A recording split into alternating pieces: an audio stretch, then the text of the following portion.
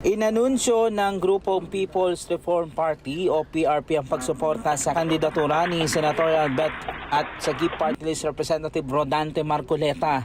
Yan ang ipinahayag ng grupo kasabay ng ilang araw bagong election 2025.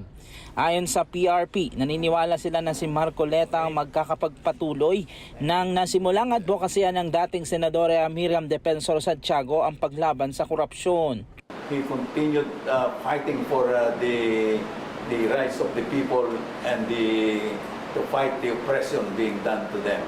He is exposing all the anomalies and the corruption that is prevailing right now in the Philippines.